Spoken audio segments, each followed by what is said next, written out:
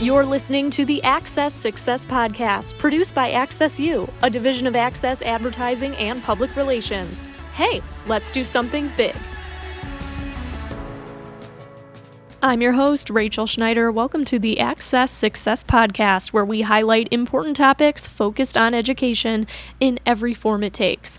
Just this week, Inside Higher Ed published a story about college professors falling into the Great Resignation pitfalls. Educators, especially K through 12, have been caught in the crossfire of parental political battles about everything from mass to mass shootings. Catherine Dill's report in the Wall Street Journal detailed the turnover statistics since 2020. Approximately 300,000 teachers left their jobs between February 2020 and May 2022. A recent poll shows 55% of teachers plan to leave education sooner than they originally planned, and up from 37% last year. And 44% of public schools reported teacher vacancies this year. Whoa. So what can we do? How can marketers and those in leadership address this problem, and what can we learn from it for the future? We brought back an AccessU faculty member. You'll remember him from our social media episode. He's the co-founder and head of research for the social media research firm Feedback, Dr. Dean Browell. Dean, thanks so much again for joining us today. We always love to have you, to talk to you on our episodes. Go ahead and just tell us a little bit about what you've learned so far on what seems to be a mass exodus of teachers leaving the profession. Yeah, it's been really kind of fascinating. We've seen this in a number of industries, right? I mean, the whole Great Resignation, but that doesn't tell the full story when you're talking about, I think in particular, folks in both education and in healthcare would be the other angle, right? When you're talking about, clinicians and the burnout that they've been feeling. We've seen that exact same thing on the teacher side. And so what's been interesting is the fact that this is not a sudden thing, right? This is not something that just started this month or last month or even in 2022. It's something that has been brewing for a while. I think that the responsibility and the accountability that really fell very squarely on their heads during the pandemic, I think, was a tremendous amount of extra pressure for no extra pay, really, when it came down to it. And so I think that it ended up taking, many different forms. And, for us on the research side of things, we have often looked, from applying that behavioral eye into the online discussions and whatnot. We've seen it when it comes to employees. People will talk, right? I mean, there's the reviews people leave on what it's like to work at a place. There's the discussion among peers in very peer specific and industry specific message boards. And we could start to see the cracks watching that play out in real time. Watching those struggles that people talk about, whether it's the pressures, whether it's dealing with a much more polarized parental, population. There's a number of different things that have really added to that. And again, this is all at the same time of calls for a reduction in spending in education and things like that. And so it's just sort of, I think part of it is both the current issues that they face and then looking down the road and saying, am I going to even continue to be, does it look bright? Does the future look bright for me? And really second guessing things. Right. Well, and as you said, this has been happening for a while, but the long-term impacts of losing this generation of educators, I think that is what is the most alarming, seeing that people are not staying in this profession. They're leaving and they're getting higher paid, lower stress positions and still being able to use their degree. So it's very interesting to hear what you and your team have found throughout your intel. Talk a little bit about how that social media listening comes into play. Yeah. Absolutely. So what we do is we apply an anthropological eye, if you will, to the online space. And, like our anthropologists, gods like thinking of Jane Goodall and the like. We don't touch the monkeys. We're not prompting anyone, we're not interviewing anyone online. We're just looking at what the public discussions that are out there. And that's important to underline, I think, especially just from a privacy perspective, that we're not looking at anything private, we're not hacking into anything, we're not pretending to be anyone that we're not. We're really just looking at those public discussions, because that helps us understand how people are really interacting unprompted, right? If a survey is what people say when they're prompted, and they're great about saying what's happening, with surveys and whatnot, this is looking at the why, and it's looking at what people are saying without being prompted. So what would they say to peers naturally? So we're looking at, again, reviews. It could be forums or message boards that are for teachers, for example, in this particular spot. It could be how teachers appear in larger discussions. It could be a news item where we're seeing teachers in the mix, responding to the concerns of the general public or parents. So it really is looking at all the private stuff that's out there. And the other big reason why that's important is we're also saying, what does a prospective teacher see?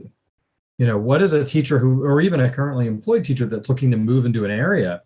When they look, what do they see? What does that look like? And that can be really important, especially if you're also already doing surveys, also knowing what someone says when prompted versus what they say to peers, but then also understanding this is actually affecting the new recruit, the future teachers that are coming in.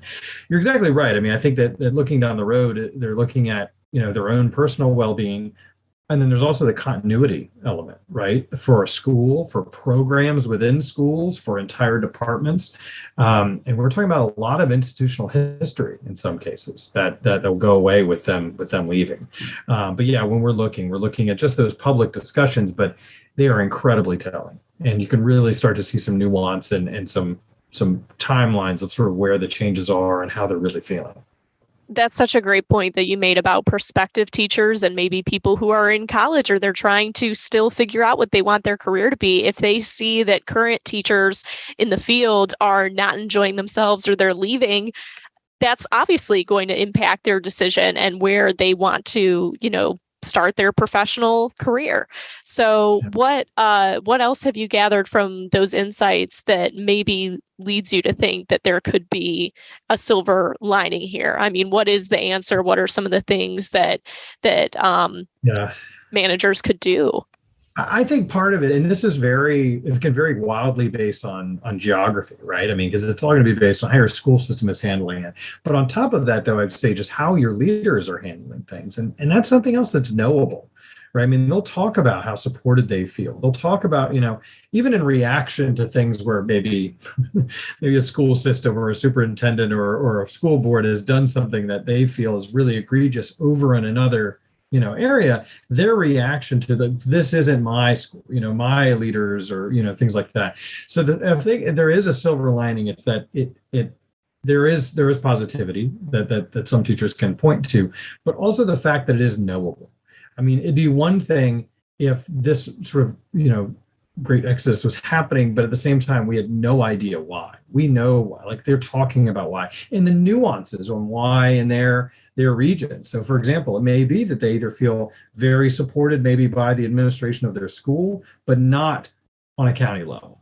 And so I think being able to know what those, where the cracks in those foundations are, allows you to be able to fix them, allows you to be able to message to them, what is it that they need to hear that's going to make them feel valued, that's going to make them feel that they should stay, that's going to make them feel like that future isn't as bleak as they might think that it looks.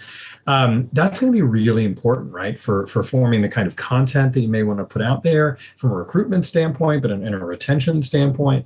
But it also may help indicate where do the teachers need face time from certain kinds of administrators. And that face time isn't just, in your annual review, but actually in sort of the shows of support. So I think while there's not a whole lot of silver linings in the sense of, a lot of good news often that they can point to, I think it being knowable is a silver lining, because you think about where we were, 10, 15, especially 20 years ago, where you'd be really hoping that they're very honest on these surveys. And now we can know, even if those those could still be reliable, but knowing that they'll be very forthright about what they're going through, and being able to hear that and see that and really understand that on a rich sort of the sort of real rich fabric of what they're going through, I think is important to be conveyed. But it also lets you say, hey, look at these reviews. They're all hitting on the same 3 or 4 problems. There's your priorities to fix. Right. Let them help you prioritize where you could make some real changes. Yeah. And just allowing that seat at the table. Knowledge is power. If you can know how people are feeling, or even just make it a point to have your social media marketing person or have the firm that you work with monitor your social media to find those trends for you, can be Right. such an asset. Yeah, absolutely. I think the comments, looking deeper into the comments, looking at how, and actually that I referenced earlier, like, the idea of like a news item, right? Like on Facebook, maybe somebody shares a news item, and looking at those comments, how do they feel like they have to be defensive?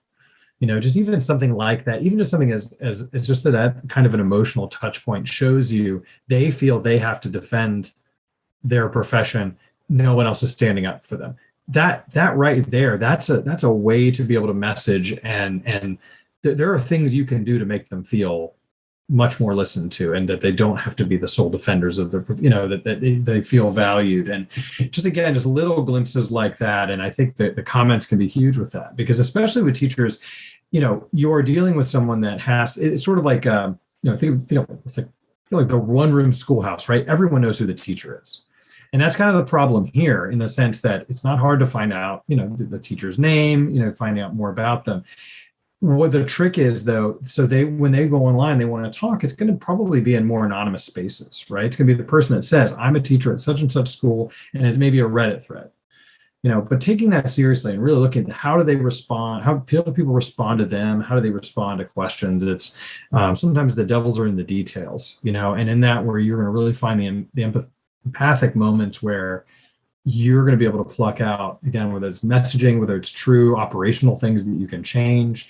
I think that's super important. Everyone, and I mean this, the administrators to the teachers, everyone is just putting out fires all the time right now. And that is a reality that I realize is not easy to change on anyone's levels, whether from the managers all the way down to the people that are doing the work. But that also means that if we're going to act surprised that everyone starts leaving, if we're truly committed to trying to fix it, it's going to be about listening. And in the long term, too, just pivoting to higher education before we log off, what effect would that have on, higher education in terms of, I know we talked about potential teachers or people trying to choose their career and going to school, or, just because we have, K through 12 educators leaving, does that mean that there are less people who will eventually go on to become professors? I mean, how does that pipeline look? Yeah, absolutely. That's actually, I think that's a great point, because I think that even though often we find that these particular audiences are talking to one another peer-wise, they're also saying this stuff out loud. That's the other advantage of looking at this. This isn't just about someone's private answer on a survey. They're saying this out loud. A prospective teacher, from the standpoint of that favorite student of theirs who very much wants to go on and become a teacher, they're seeing that too.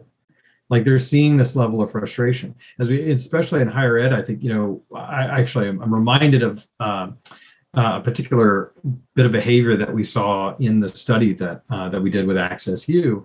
And we weren't even actually looking for it, because the study was originally really focused on BIPOC audiences, but we ended up also finding content and behavior around students with disabilities and how they felt they were treated, or in a couple of very particular cases, them talking about the role of the counselor, and how, that if there's turnover there, it affects that student's not just the ability to thrive in that environment, but it affects every single facet of their life on campus.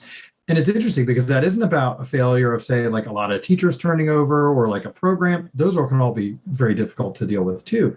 But the idea that, like, their point of contact, that the person that was really helping them, that role turning over can really devastate those who need the most help in feeling like they belong.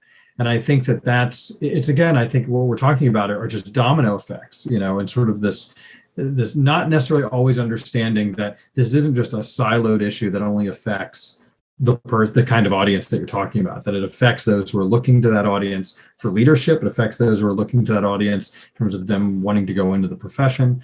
And it's happening at all levels, and all levels of education right now need to really take a hard look. And it's my last kind of point on that is it's not all universal either. Again, it's very different based on geography, on the kinds of programs, your specific situations. So I know it's so easy to read an article in USA Today about what's happening with education and assuming that, if it's happening everywhere. That may or may not be true. And so that's why it's really worth listening to find out what are the nuances of your particular institution, whether that's K through 12 or higher ed. For sure. Well, Dean, thanks again so much for being able to sit down and talk with us today. For anyone listening to this episode, we do publish new blogs and upload new podcast episodes every week, and you can find them at AccessU.com. Thanks for listening. Thanks so much. Thanks for listening to the Access Success Podcast, produced by AccessU, a division of Access Advertising and Public Relations. Find us on LinkedIn, Facebook, and Instagram to keep up with what the world of education needs to hear, at AccessU Agency, and connect with us at AccessU.com. Let's do something big.